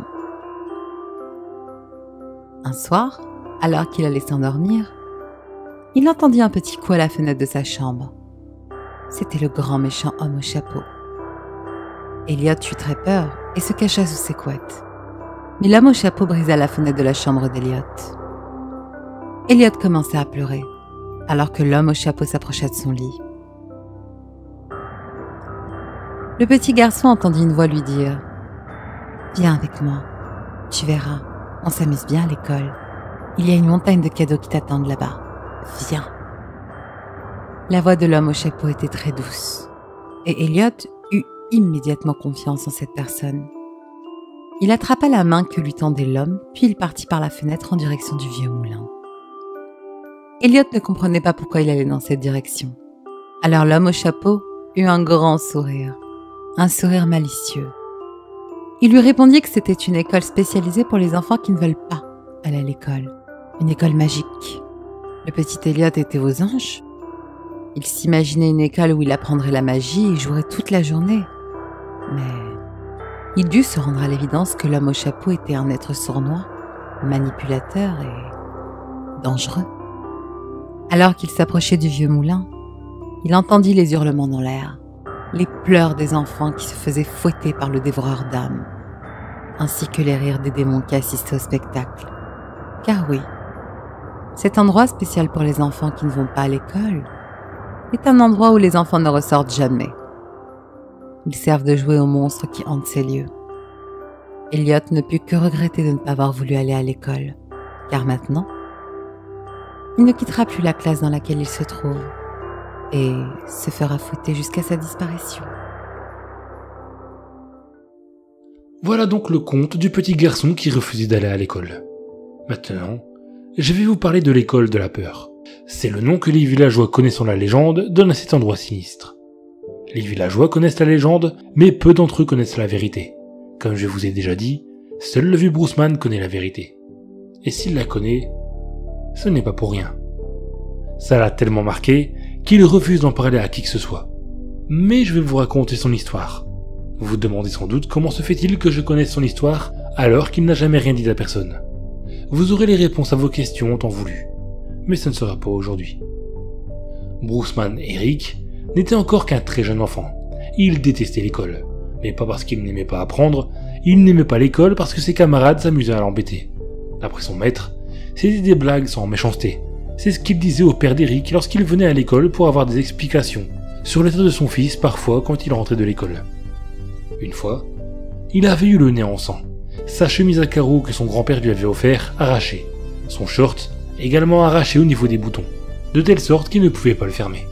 Ses chaussures avaient été trempées dans la bouse de vache, puis ses camarades avaient pris soin de couper ses lacets, et quelqu'un lui avait coupé quelques mèches de cheveux, ce qui lui donnait un air complètement étrange.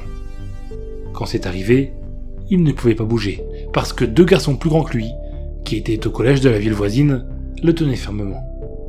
Il était rentré ainsi, dans cet état. Quelques passants le dévisageaient de haut en bas, mais personne ne lui a proposé d'aide. Sa maman a poussé un cri quand elle l'a vu. Son papa est directement parti voir le directeur de son école. Il en avait marre que son fils soit le souffre-douleur de la classe. Mais le maître de son fils n'avait pas d'autre excuse que « ce sont des blagues d'enfants ». À partir de ce jour, Eric ne voulait plus aller à l'école. Il avait peur de se faire frapper par les plus grands. Alors chaque jour, il inventait une histoire pour ne pas y aller. Au bout d'un moment, ses parents ne savaient pas quoi faire pour le faire aller en classe. Changer d'école était impossible pour eux, car ils n'avaient pas les moyens de l'inscrire dans l'école privée de la grande ville. Ils n'avaient pas le temps de lui faire classe à la maison, car le papa travaillait beaucoup dans les champs, et la maman faisait le ménage pour les bourgeois du village. Pendant leur absence, quand Eric avait sa peur d'aller à l'école, il restait avec sa grand-mère. Une vieille femme assez méchante qui ne cessait de répéter à son petit-fils qu'il n'était qu'une poule mouillée et qu'il n'ira pas loin dans la vie. Elle lui disait qu'il fallait qu'il se défende, qu'il affronte ces grandes dindes comme elle les appelait, et que même s'il finait à terre, il aurait au moins eu l'honneur de ne pas avoir baissé la tête, mais d'avoir affronté ses craintes. Le lendemain, avec les mots de sa grand-mère en tête, il décide de retourner à l'école. Sur la route, il se sent assez confiant et se répète mentalement les répliques qu'il voulait lancer à ses agresseurs. C'est lorsqu'il tourne à l'angle de la station-service qu'il tombe sur les deux collégiens qui sont en train de fumer des cigarettes, sans doute volées à leur père. Ils sont accompagnés de jeunes filles qui ont l'air complètement en extase devant ces jeunes ados rebelles. Quand les garçons ont vu Eric, ils se sont mis à rire et à l'insulter. Eric a de suite retrouvé sa peur habituelle. Il a baissé la tête et est passé devant eux en se dépêchant. Alors qu'il passe devant l'un d'eux, celui-ci tend sa jambe et Eric trébuche, s'étalant par terre sous les rires idiots des garçons et des filles. Alors qu'il essayait de se relever, les garçons lui donnaient chacun leur tour de violents coups de pied dans le ventre. Puis l'un d'eux, pris d'une pulsion, a sorti un couteau de sa poche. Les filles ont crié et ont dit d'arrêter, mais le jeune homme a commencé à griffer le dos du pauvre petit, qui commençait à saigner. Alors que le collégien faisait danser sa lame sur le dos d'Eric, quelqu'un a crié d'arrêter. C'était le gérant de la station essence, qui courait vers le petit à terre, le dos en sang. Les autres jeunes s'étaient sauvés en courant. L'homme s'est agenouillé pour voir les blessures du petit, qui ne réagissait plus. Il était face contre terre. L'homme lui a murmuré des choses à l'oreille, des choses que lui seul semblait comprendre. Après quelques minutes, Eric a repris ses esprits. Il s'est mis à genoux et a regardé l'homme à côté de lui. L'homme lui a souri et Eric s'est dit que l'homme ne devait pas connaître les brosses à dents. Et en effet, ses dents étaient dans un sale état et il en manquait beaucoup. L'homme lui a serré la main et lui a dit qu'il pressentait qu'il vivrait très longtemps, qu'il en était sûr, et qu'il ne fallait pas qu'il se décourage et que chaque chose dans ce village a des conséquences. Eric était intrigué, il adorait les légendes et lui a demandé de quoi il parlait. Pour toute réponse, l'homme lui a ébouriffé les cheveux, lui a dit qu'il comprendrait plus tard et il est reparti dans sa boutique. Eric resta assis là, il ne sentait plus la douleur dans son dos, mais il n'avait plus la force d'aller à l'école, il a donc décidé de faire demi-tour et de rentrer chez lui.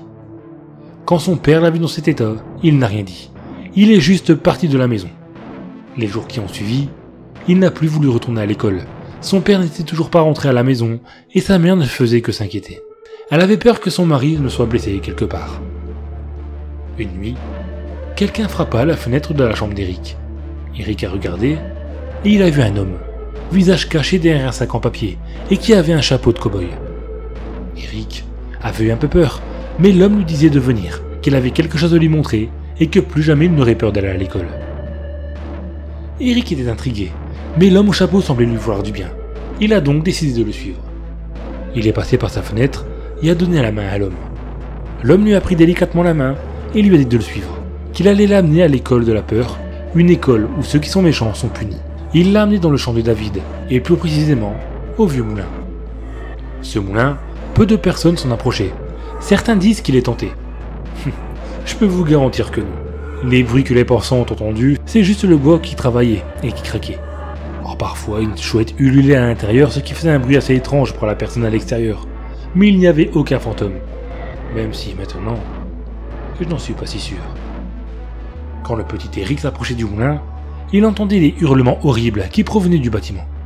Il s'est naturellement stoppé, mais l'homme au chapeau s'est agenouillé à sa hauteur et lui a dit qu'il devait aller voir dedans pour avoir confiance en lui et voir que les méchants sont toujours punis. Que cet endroit, il avait baptisé l'école de la peur. Les enfants qui allaient dedans apprenaient à avoir peur et à ne plus faire de mal à d'autres enfants. Les hurlements étaient par moments épouvantables, et l'homme au chapeau conduisit Eric jusqu'à l'entrée. Et Eric a alors vu les deux collégiens attachés à des tables à l'intérieur du moulin. L'un d'eux avait les jambes à moitié arrachées et elles pendaient dans le vide. L'autre avait des tuyaux dans les yeux et du sang coulait de sa bouche. Ils étaient toujours vivants, mais hurlaient de douleur. L'homme au chapeau est entré dans la pièce et a éclaté de rire. Il s'est rapproché de celui avec les tuyaux dans les yeux et lui a dit qu'ils avaient la visite d'Eric, leur souffre-douleur, qu'il allait les laisser partir si Eric en décidait ainsi. Eric, qui était encore très jeune, n'arrivait pas à supporter une telle vision. Il ne se sentait pas bien et il s'est évanoui. Quand il s'est réveillé, il était dans son lit et des policiers étaient à côté de lui. C'est là qu'il a appris que l'homme au chapeau était son père, qui voulait simplement le venger. Il avait pété un câble, comme on dit. Il voulait faire souffrir ceux qui faisaient du mal à son fils, et en même temps, il voulait apprendre à son fils de toujours réfléchir avant de faire ou de dire quelque chose, que chaque décision a des conséquences. Les gens ont appris que l'homme a été arrêté, et ils l'ont appelé l'homme au chapeau. Les enfants disaient que l'homme au chapeau allait les emmener à l'école de la peur s'ils n'allaient pas à l'école. Et c'est comme ça qu'est née cette légende. La légende de l'école de la peur. J'ai encore bien d'autres histoires à vous raconter sur ce village, et je suis bien placé pour pouvoir toutes les connaître.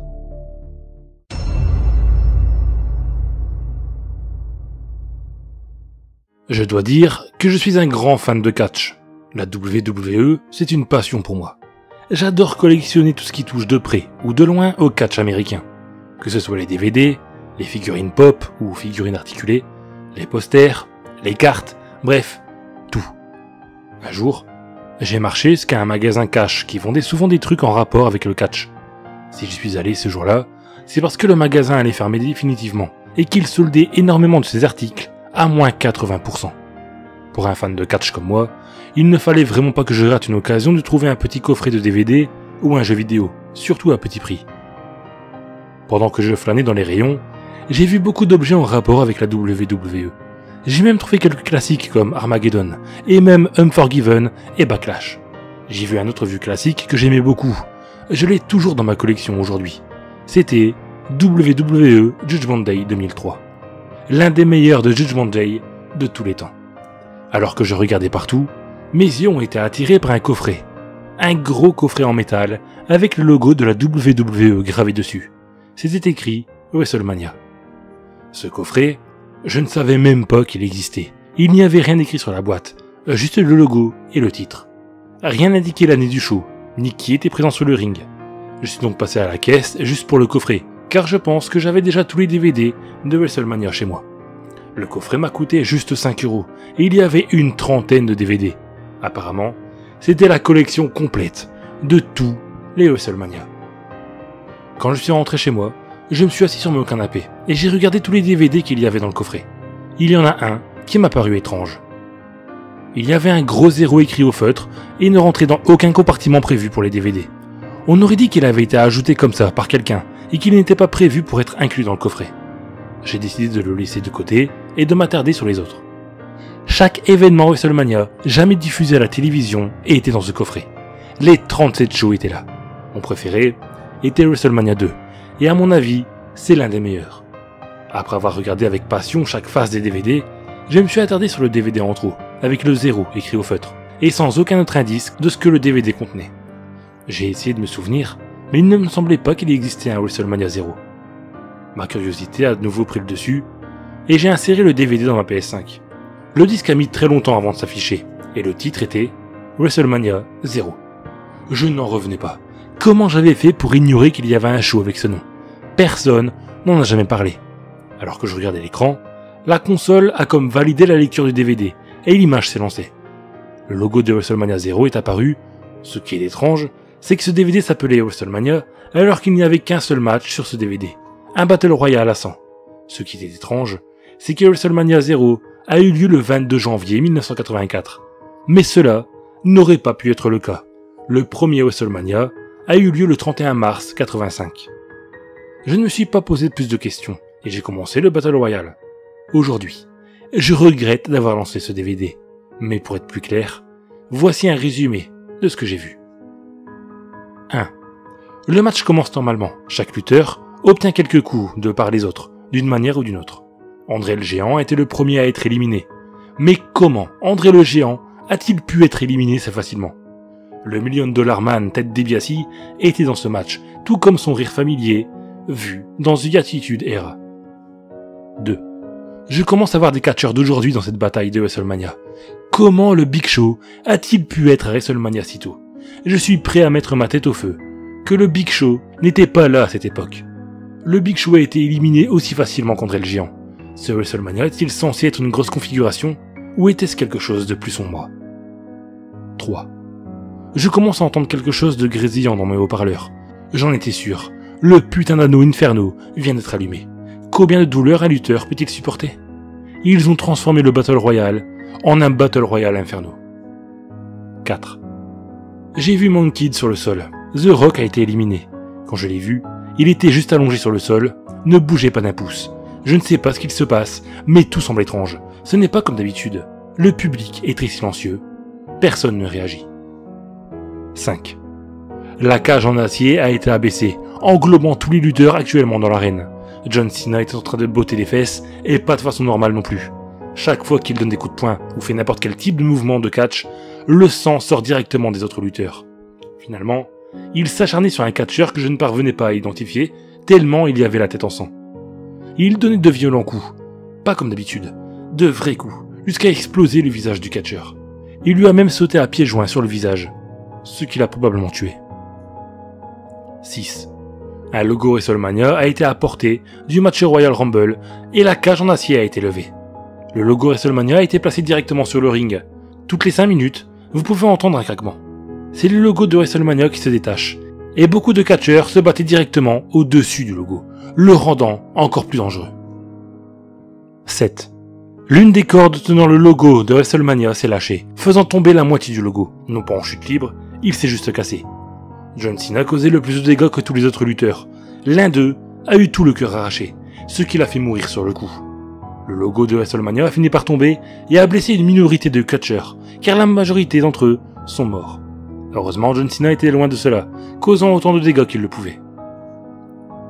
8. Toute l'électricité s'est éteinte dans l'arène de WrestleMania, ce qui a fait sortir l'Undertaker de la tombe, même s'il est mort à cause du logo de WrestleMania qui s'est effondré sur lui. Juste à ce moment-là, un serpent flippant est descendu sur la WrestleMania Arena et est allé directement après John Cena. John Cena l'a tué instantanément et le sang a giglé partout. Stone Cold Steve Austin est sorti de la tombe à cause d'Undertaker, juste à ce moment-là. Le camion monster d'Austin est tombé directement sur l'Undertaker et l'a instantanément tué. 9.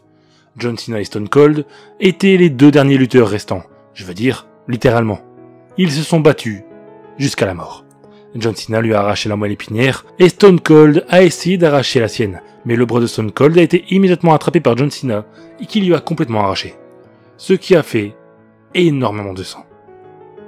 10. Stone Cold Steve Austin s'est mis à genoux et lui a demandé d'arrêter ça. Il lui a dit d'une manière polie et gentille, il le suppliait de l'épargner, il disait qu'il ne méritait pas de mourir, qu'il n'avait aucune raison de le tuer. Mais John Cena ne l'écoutait pas, il se contentait de le mettre à terre et de lui donner beaucoup de coups. Stone Cold Steve Austin était déjà blessé au dos et ce que Cena lui faisait, le faisait saigner encore plus.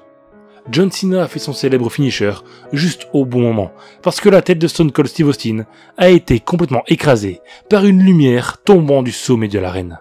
Stone Cold Steve Austin était mort. La cloche sonna, signifiant que John Cena avait gagné le match. Je peux dire maintenant que je ne comprends pas du tout ce que j'ai vu. C'était très bizarre, les catcheurs étaient ultra violents et énormément sont morts, alors qu'en réalité non, puisqu'ils sont pour la grande majorité d'entre eux encore en vie aujourd'hui. C'est très étrange. Est-ce un monde parallèle? Un film d'horreur peut-être? Mais j'en aurais entendu parler si un film d'horreur comme ça existait. Je ne sais pas ce que c'est et ça me perturbe. J'ai beau chercher sur le net, je ne trouve rien. Et la WWE ne répond pas à mes questions. Je ne saurai sans doute jamais ce qu'il s'est passé, mais ces images m'ont vraiment choqué. J'ai jeté ce DVD, je ne voulais plus jamais le revoir. Vince McMahon voulait-il vraiment que ce soit un véritable événement? Ou était-ce quelque chose de plus sombre? Le fait est que je ne regarderai plus jamais ça. C'était la mort et la destruction la plus sanglante que je n'ai jamais vue dans l'histoire de la WWE. Je vous suggère de ne jamais regarder WrestleMania 0, parce qu'une fois que vous le verrez, cela ne vous sortira plus jamais de l'esprit. Si vous regardez WrestleMania 0, je vais vous avertir. Une fois que vous le regardez, c'est dans votre cerveau, et ça le restera pour le restant de votre vie. S'il vous plaît, suivez mon conseil, et ne cherchez pas sur WrestleMania. Ne le regardez même pas si vous l'avez trouvé. Si vous voyez WrestleMania 0 sur n'importe quel type de site web, sur les réseaux sociaux comme YouTube, Dailymotion, Vimeo, TikTok, signalez-le immédiatement. Bien sûr, vous pouvez avoir un coffret WrestleMania, mais si vous trouvez celui que j'ai trouvé, extrayez le Lost WrestleMania et jetez-le. Ne perdez pas votre temps avec cette horreur. Je pense que les fans de catch ne veulent pas voir ça. C'est trop horrible.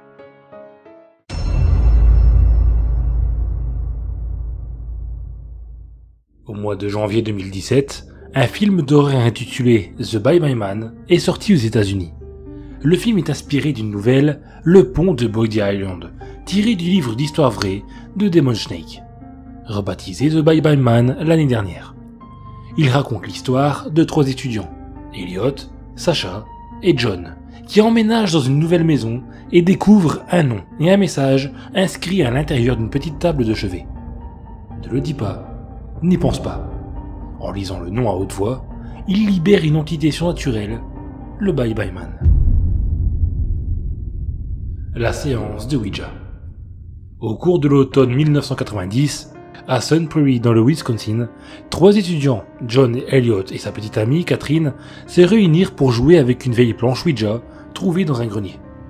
Ellie et John partageaient les mêmes goûts pour les films et les livres d'épouvante, les jeux de rôle et le paranormal. Ils étaient tous les deux écrivains et Ellie se montrait particulièrement prolifique. Ces histoires avaient toutes un point commun. Elles étaient sordides. Diplômé en folklore, il aimait la culture gothique, les biographies des tueurs en série, et il était un chasseur de fantômes passionné et enthousiaste. Il avait passé de nombreuses heures à traîner dans les cimetières, les maisons hantées et les églises satanistes en compagnie de médiums, de wiccans et de sorciers. Mais à son grand regret, jamais il n'avait rien vu d'inexplicable. John étudiait la philosophie, le mysticisme et les travaux de Joseph Campbell.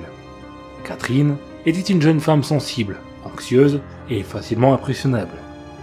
John et Ellie avaient dû la supplier pour qu'elle accepte de participer à leur expérience.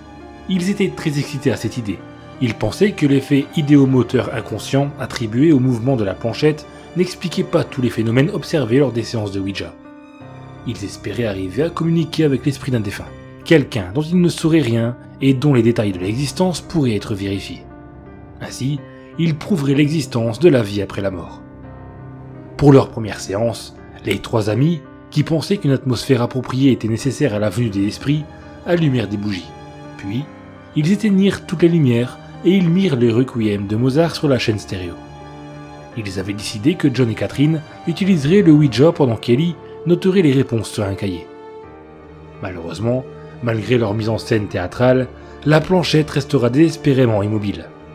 Après de nombreuses tentatives infructueuses, des messages commencèrent à leur parvenir, qui parlaient du nouvel âge, d'amour et de vibrations plus élevées. Ils finirent par établir un contact régulier avec certaines entités, dont une qui se présentait comme l'esprit du Ouija. Il semblait contrôler toutes les autres. Apparemment, aucune d'entre elles n'avait jamais vécu. Elles étaient plutôt comme des consciences libres. Elles possédaient toutes leur propre identité, et elles étaient facilement identifiables, autant par leurs mots que par la façon dont elles déplaçaient la planchette. L'esprit du Ouija ne leur permettait de communiquer qu'avec 8 entités différentes, toujours les mêmes. Il disait agir ainsi pour les protéger de certaines autres, autrement plus dangereuses.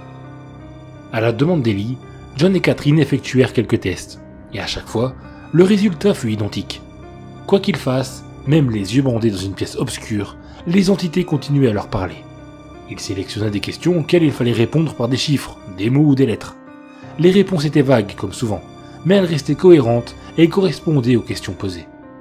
Ils essayaient également les EVP, l'écriture automatique, les pendules, mais les résultats furent décevants, et ils abandonnèrent rapidement. Au bout de quelques semaines, les pages du cahier dont ils se servaient pour noter leurs conversations étaient noircies de réflexions philosophiques, et ils commençaient à se lasser du monologue des entités. Ellie, qui n'avait pas oublié son idée de parler à un mort, commença à les questionner à ce sujet, et à force d'insistance, ils finirent par lui révéler qu'un esprit malfaisant cherchait à communiquer avec elle, mais qu'elle s'y refusait. Elle l'appelait le Bye Bye Man. L'esprit était celui d'un homme, et plus surprenant encore, celui d'un homme encore en vie. Fascinée, Ellie demanda à lui parler, mais Catherine enleva son doigt de la planchette, qui s'arrêta aussitôt de bouger. Elle avait connu plusieurs expériences inexplicables dans sa vie, et elle en avait été profondément affectée, au point de ne plus pouvoir regarder de films d'horreur. Elle n'avait aucune envie de discuter avec quelque chose de sinistre, l'idée même la terrifiait. Les jours suivants, elle refusa de s'approcher du Ouija. Ellie et John tentèrent d'organiser une séance sans elle, en vain, et ils durent se résoudre à lui proposer un compromis pour la faire revenir. Ils lui promirent de ne pas chercher à discuter directement avec le Bye Bye Man, mais d'essayer de soutirer des informations aux autres entités, des renseignements utiles qui pourraient être vérifiés. Et elle finit par céder. Malheureusement, quand ils cherchèrent à les interroger, aucune des entités ne voulut leur répondre. Elles se figèrent dans le silence, refusant même de faire bouger la planchette pour signaler leur présence. John eut alors une idée. Il annonça à l'esprit du Ouija qu'ils étaient fatigués des conversations ennuyeuses des entités et qu'ils allaient essayer un autre Ouija, un modèle de la Parker Brothers qu'ils avaient acheté dans le commerce. Pendant quelques jours, ils se servirent de leur nouvelle planche, sans parvenir à rentrer en contact avec quoi que ce soit. Puis, ils reprirent l'ancienne, et l'esprit du Ouija accepta de leur raconter l'histoire du Bye Bye Man. En 1920, à Algiers, en Louisiane, un garçon était né albinos. Sa peau était blanche, tout comme ses cheveux, et ses grands yeux clairs reflétaient le ciel. Il était étrangement beau. Ses parents, dont personne ne savait rien, l'avaient abandonné à la naissance et il avait été confié à l'orphelinat local. En grandissant, le garçon s'était révélé difficile et il avait commencé à se montrer violent. Certains enfants le craignaient, d'autres le tourmentaient. Il n'avait pas d'amis. Il essayait de s'enfuir de l'orphelinat à plusieurs reprises, mais il avait toujours été retrouvé et ramené.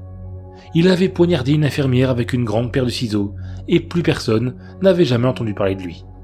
il vivait comme un vagabond, suivant les lignes de chemin de fer et sautant de train en train pour se déplacer.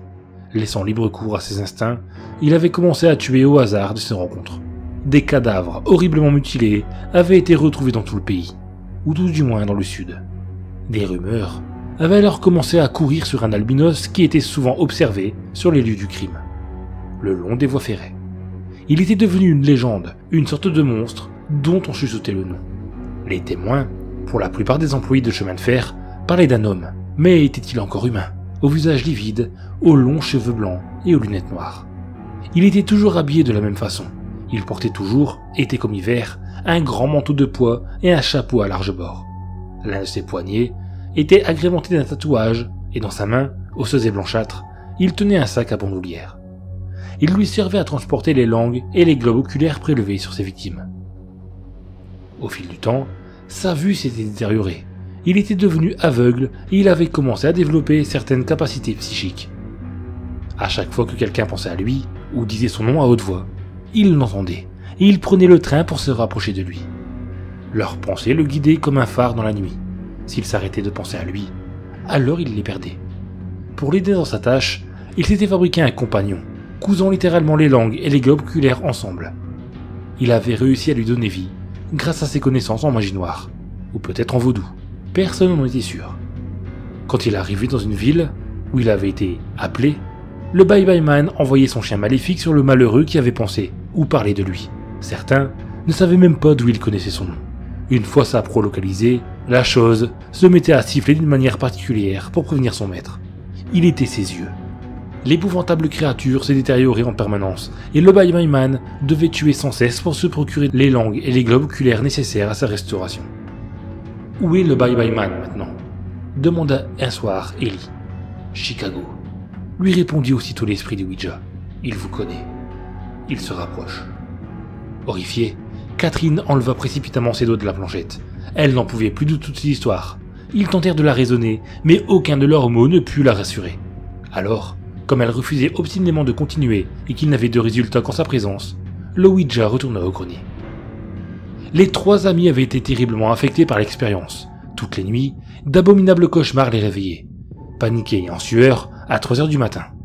Un week-end, Ellie et Catherine se rendirent à un concert à Oso, dans le Wisconsin. Ils marchaient le long du pont ferroviaire de l'île de Barker Stewart, plus connu sous le nom de Body Island, parce que les corps des bûcherons morts étaient autrefois lavés sur une rive en amont, quand Ellie aperçut une tortue de la rivière. Excité, il décida de descendre pour l'observer de plus près, et Catherine l'attendit sur le pont. En son absence, un sifflement strident se fit entendre, qui commença à se rapprocher, et elle pensa aussitôt au Bye Bye Man. Terrifiée, elle se mit à courir à toute vitesse, et elle s'enfuit, sans même prévenir Ellie. La nuit suivante, John dormait profondément quand des coups sourds résonnaient à sa porte. « Hey John, viens, on sort pour le petit déjeuner !» lui cria une femme depuis le couloir. Sa voix ressemblait étrangement à celle de Catherine. Il ouvrit les yeux, la chambre était toujours plongée dans l'obscurité. Troublé, il jeta un rapide coup d'œil à son réveil. 3h du matin, un peu tôt pour aller prendre un petit déjeuner. Une nouvelle série de coups retentit, et soudain, il se souvint. Catherine et Ellie se trouvaient dans le Wisconsin. Brusquement paniqué, il se leva précipitamment de son lit, mais dans son affolement, il se prit les pieds dans les draps et s'effondra sur le sol. Comme il était allongé, la tête tournée vers la porte, il distingua deux ombres par l'interstice, une grande et une petite. Et l'idée lui vint que le Bye Bye Man était venu le chercher. Il avait pensé à lui à de nombreuses reprises. Il ne pouvait pas s'empêcher de penser à lui. Horrifié, il décida de ne pas bouger et d'attendre. Quelques heures plus tard, quand il se réveilla, les premières lueurs de l'aube éclairaient faiblement la pièce. Il gisait toujours sur le plancher, mais les ombres avaient disparu. Naissance d'une légende. Une dizaine d'années s'écoulèrent, sans incident notable. Au début des années 2000, Ellie, qui avait pour habitude de raconter son histoire à ses amis les nuits d'Halloween, finit par attirer l'attention de Robert Demon Snake, un écrivain qui avait déjà rédigé plusieurs ouvrages recoupant des histoires vraies. Après la sortie de son livre en 2005, l'histoire du Bye Bye Man se répandit sur les forums. Les émissions de radio en parlaient dans leurs programmes en fin de nuit, et les passionnés du paranormal commencèrent à s'y intéresser. Le Bye Bye Man devint alors une légende urbaine, un peu comme le Slenderman. De nos jours, Catherine refuse de s'exprimer sur leurs séances de Ouija ou sur le Bye Bye Man. John mène une vie banale en Amérique du Nord. Ellie, le seul membre du groupe à ne pas avoir eu d'expérience paranormale, vit maintenant à New York. Il est le fondateur d'une association à but non lucratif qui vient en aide aux victimes de phénomènes paranormaux. Il possède toujours la vieille planche Ouija qui a servi à leur séance. Il l'a enfermée dans une cabane avec d'autres objets occultes, la barre à savon d'un évier hanté, un livre de magie noire et une lance maudite acquise auprès d'un anthropologue local. Le Bye Bye Man oscille entre réalité et légende. Des séances de Ouija ont bien été tenues, au cours desquelles son nom et son histoire ont été révélés. Cependant, rien ne prouve la réalité de son existence, bien au contraire. Monsieur Snake a effectué des recherches, mais il n'y a jamais eu d'orphelinat à Alger. Il n'a pas trouvé d'informations sur un tueur en série officiant près des voies ferrées à l'époque indiquée. Sans un orphelinat ou une preuve de meurtre, l'histoire semble être une invention, a-t-il déclaré. Mais qui l'a inventé et pourquoi? Monsieur Snake doute de l'existence du Bye Bye Man, mais il prend néanmoins quelques précautions. Quand il pense à lui, ou quand il en parle à la radio, il n'utilise pas son nom, seulement ses initiales, BBM. Il ne sait pas d'où vient le monstre, mais il se dit fasciné. En admettant que les faits se soient bien déroulés comme le prétend Monsieur Snake, les explications sont peu nombreuses. L'inconscient collectif des 3 étudiants a pu créer le Bye Bye Man. L'histoire a peut-être été inventée par l'esprit de Ouija, comme l'esprit de Patience Worth avait prétendument dicté ses livres à Pearl Curran. Ou par un esprit maléfique qui espérait ainsi les vulnérabiliser pour mieux les posséder. Ou alors, le Bye Bye Man existe réellement. L'hypothèse est peu probable, mais qui pourrait en jurer?